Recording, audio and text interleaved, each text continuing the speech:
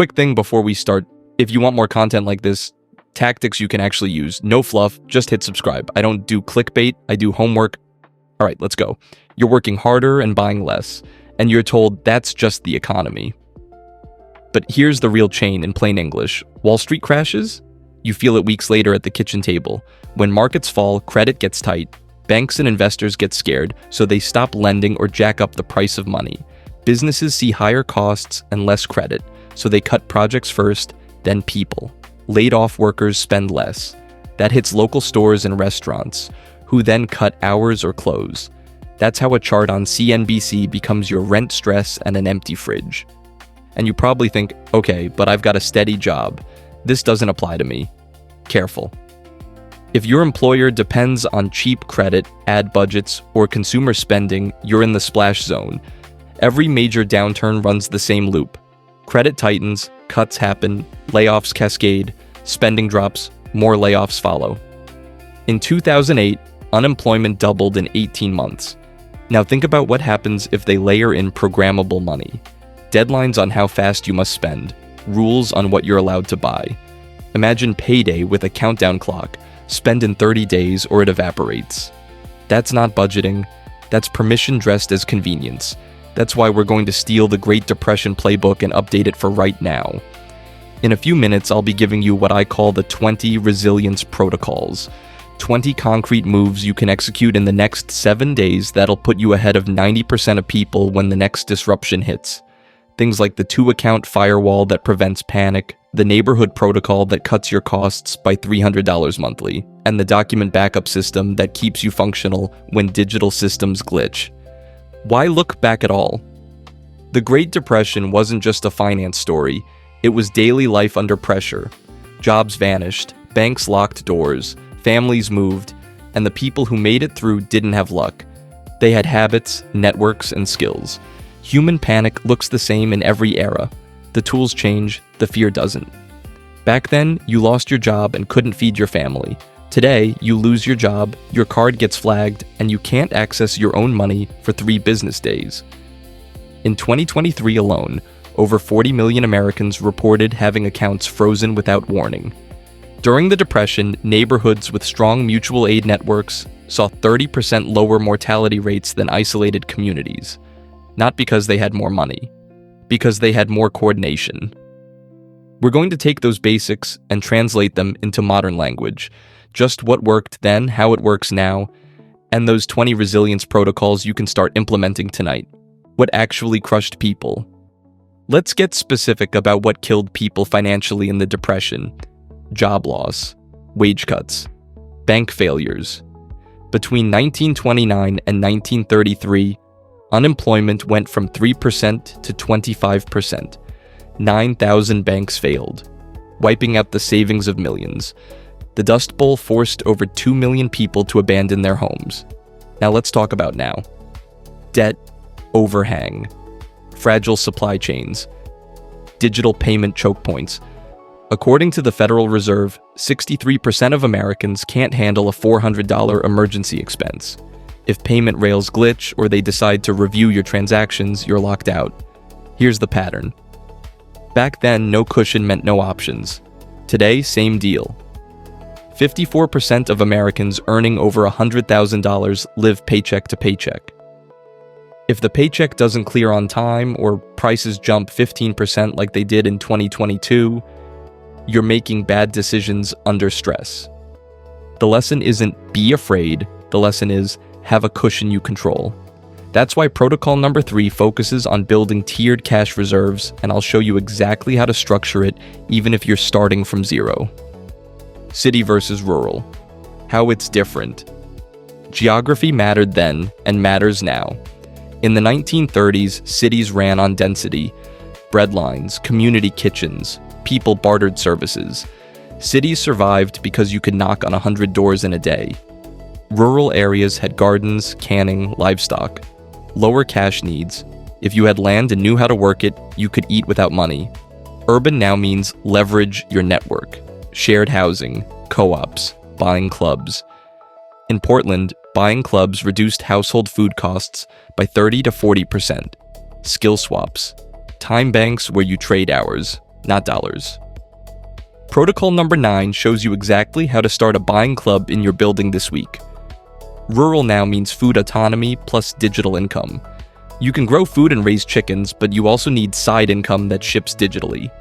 Freelance work, remote gigs, build redundancy, cities, build tight mutual aid circles, 5 to 10 people you actually see.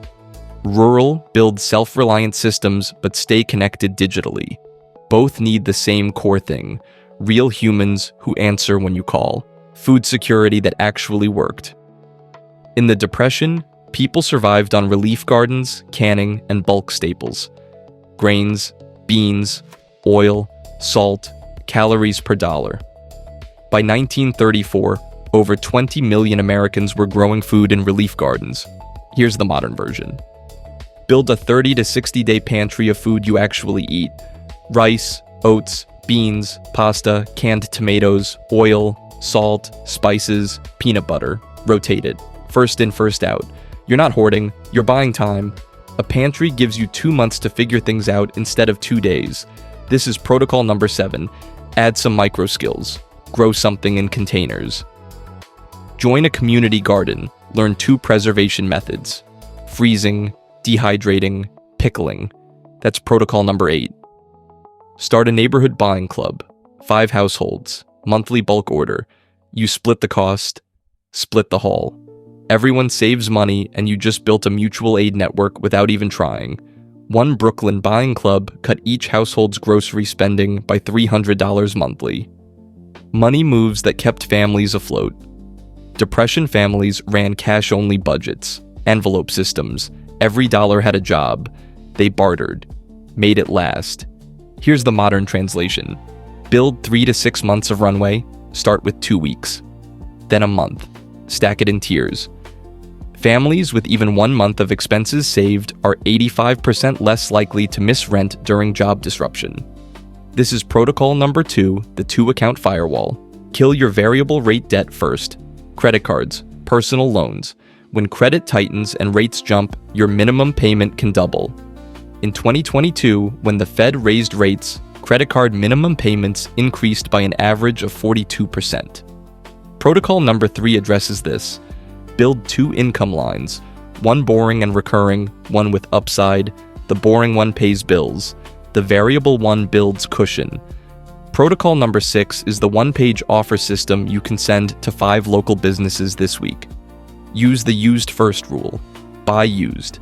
Fix before you replace. Negotiate your bills every 6 months. 70% of people who called to negotiate bills got reductions, averaging $150 annually per service. This is protocol number 1. Cancel 2 subscriptions you forgot about. The average American pays over $200 monthly on subscriptions they don't use. Call your internet provider and say you're thinking about switching. Watch them find a discount.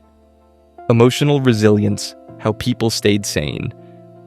When everything's breaking, your head breaks first. Depression-era families stayed sane with routines, community gatherings, music, shared meals, mutual aid. Studies found that those with regular community involvement had depression and anxiety rates 40% lower than isolated individuals. Here's what works now. Put yourself on a news diet. 2 windows a day, 30 minutes max. Alerts off. People consuming more than 2 hours of news daily have cortisol levels equivalent to chronic stress disorders. This is protocol number 11. Daily non-negotiables. Sleep 7 to 8 hours. Walk 20 minutes. Sleep-deprived people make financial decisions equivalent to being legally drunk. Protocol number 12 is simple.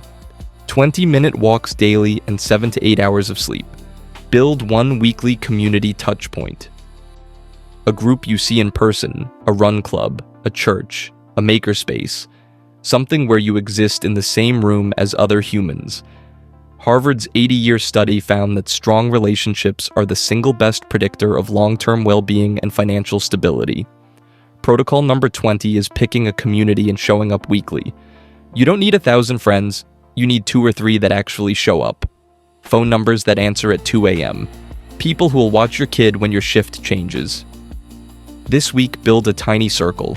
3 humans, 1 neighbor, 1 friend, 1 skill swap. Start a 3-person thread called If Stuff Breaks. Post 3 things: what you can offer, what you might need. 1 emergency contact.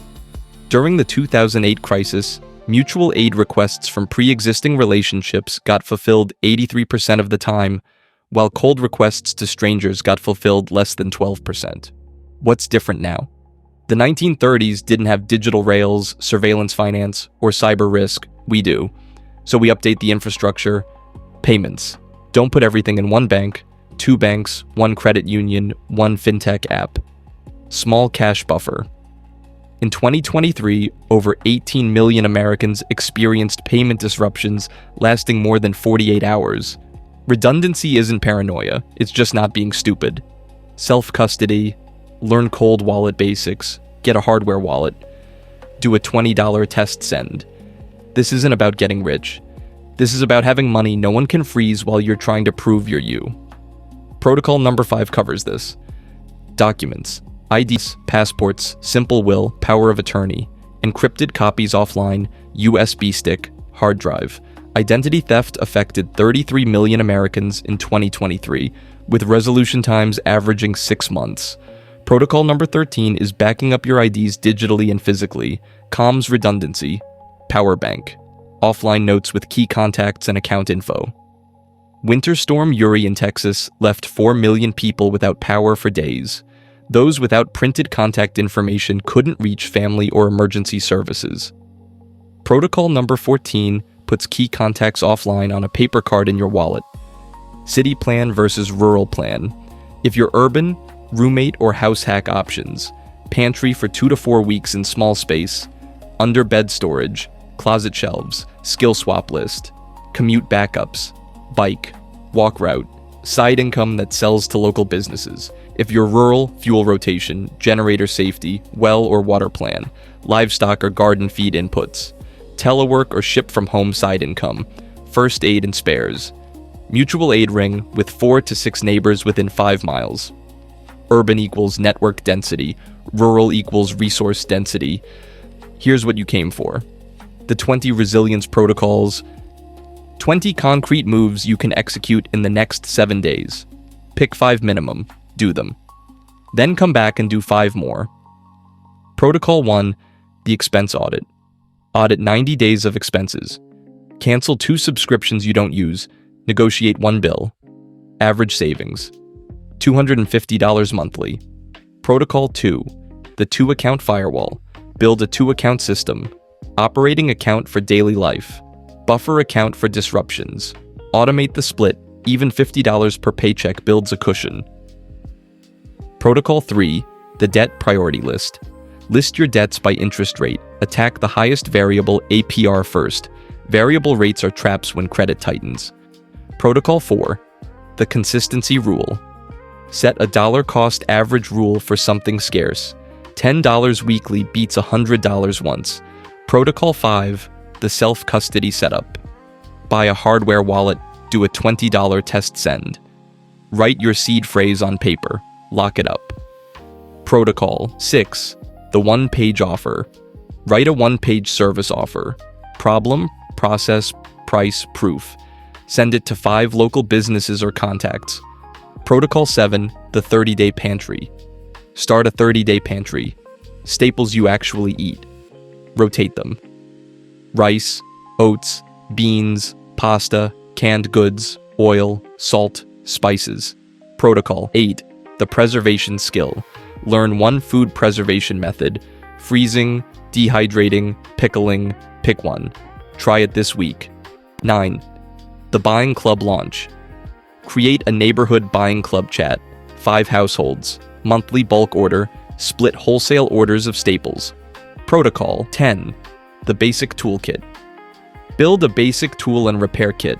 Screwdrivers, pliers, duct tape, super glue, adjustable wrench. Share tools with neighbors. Protocol 11. The news diet. 2 news windows per day, 30 minutes max. Alerts off. Protocol 12. The daily foundation. 20-minute walks daily. Sleep 7 to 8 hours. Protocol 13. The document backup. Back up your IDs digitally and physically. Create a simple will and power of attorney. Protocol 14. The offline contact card. Put key contacts offline. Paper card in your wallet. Phone numbers, addresses, critical account info. Protocol 15. The housing flexibility map. Price out roommate or house hack options. Know what's possible before you need it. Protocol 16. The 72-hour power plan. Sketch a 72-hour power plan. Chargers, lights, water, have charged batteries, flashlights, and water stored. Protocol 17. The local resource map. Map local clinics, markets, repair shops. Know where things are without GPS. Paper map. Written addresses. Protocol 18. The monthly money meeting. Schedule a monthly money check-in with family or housemates. 30 minutes. What's working? What's tight? What's next? Protocol 19. The skill swap. Teach one skill to a friend, ask for one back, you fix a bike, they teach you to can tomatoes. Protocol 20. The weekly community anchor. Pick a community you'll show up to weekly. Running group, makerspace, church, whatever, just show up. 6 hours this week executing 5 of these protocols can change the next 6 years. Now here's the real lessons I want you to take out of this video. The people who survived the Great Depression teaches us that they didn't have secret tricks or lucky breaks. They had habits and neighbors. That's it. Boring, repeatable behaviors and communities that showed up. We're not waiting for a repeat here. We're looking at the pattern. Credit tightens, options shrink. The people who bend instead of break are the ones who built cushions before they needed them. Food, money, skills, people. You copy the old rules, pantry, cash flow, mutual aid. You update them for digital life, multiple payment rails, cold storage of your crypto, encrypted backups, neighborhood networks. You move, you execute the 20 resilience protocols. At the end of the day, opinions don't carry you through a blackout. People do. Your takes don't feed you when the supply chain glitches. Pantries do. Followers don't help when your card's declined. Cash does. The next disruption won't announce itself. It'll just happen. And when it does, the people who already have the boring resilient plan and the 20 resilience protocols deployed will keep moving. Everyone else will freeze, but not you. You know what to do. Stay sharp, stay free, and prepare calmly. I'll see you in the other one.